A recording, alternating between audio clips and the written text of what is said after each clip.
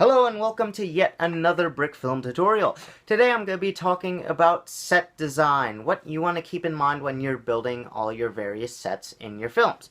Now, I'm sure that you don't want to be staring at my face for another 5-minute video, so today I'm just going to have a montage of different pictures I took while I was busy producing Quest for the Framestone. So these are all pictures of sets that you'll probably recognize if you have seen the film.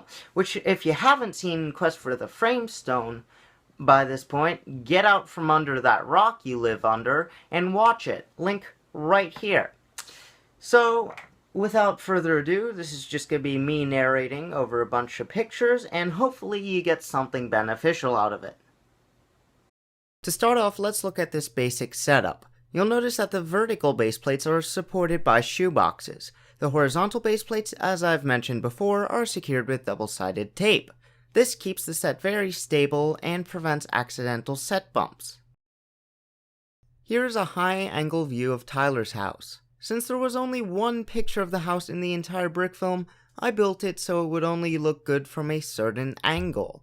I never waste time building extra walls or interior decorations unless they are going to be in the camera frame. I know that this approach is somewhat minimalistic, but you'll find it can save you a lot of production time. Moving right along, here we have one of the most complex sets in the entire Brickfilm. The office building has 2 walls and no roof, and there are black Lego bricks behind the windows so you can't actually see through them. Since this particular set was in several parts of my film, I added an extra amount of detail, like the lampposts and the bus stop. The Inventor's Inc. building was another complex set, and took me several hours to construct. This picture gives you a good sense of how I lit my Brickfilm. You can see a total of 5 lamps that I used to illuminate the entire set, including the inside of the building. For most shots, I only used 3 lights, but this one required all 5. From this angle, you can see I taped construction paper to the windows so you couldn't see through them. Once again, you can see that the interior design is very minimalistic.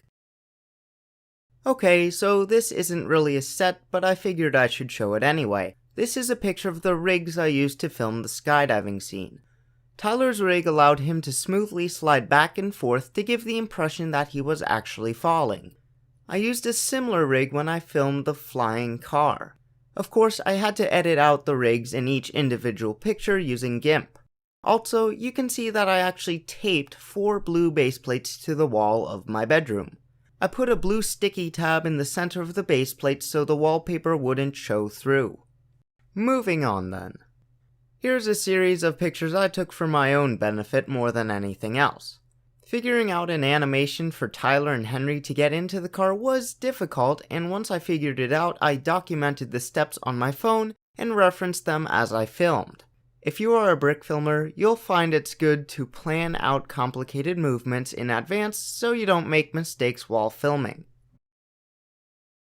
And speaking of the car, here we have the set I used when the car was flying through town. The car wasn't actually moving forward, but rather the entire set behind it was moving backward. I moved the items closest to the car 3 studs at a time, and I moved the items far away from the car 1 stud at a time, which created a realistic perspective. This was another shot that required extensive planning before I put everything in front of the camera. Alright, enough with the car. I'd like to point out a few things in this picture. First of all, you will notice that the camera is in a Lego rig rather than on a tripod. I built this rig to fit my Canon PowerShot, and I used it at several points throughout the film to achieve a smooth panning effect. Also, you may be wondering what these are. Believe it or not, those Lego tiles acted as my stage instructions when I had to film complicated scenes. They helped me keep track of where my characters were and where I wanted them to end up. I used different colors to indicate different minifigures or motions. Here we have the fortune teller's house. The only really interesting feature is the crystal ball, which I illuminated using Lego Power Functions lights attached to a battery pack. I filmed the scene at a low angle so the wires weren't in view of the camera. This is the final set I have to show you. I took this picture to demonstrate the variety of rigs I used to film objects floating in the air. such as the car, Tyler's hat, and Henry. To animate the Framestone being thrown up into the air, I actually glued a few of the gems to Q-tips. Thankfully, I had plenty of spare Framestones because those are 2 permanently damaged Lego pieces. Well, hopefully you got something beneficial out of this video. If you did, feel free to like, comment, and of course subscribe, and I will leave you with this charming video of my cat licking my arm.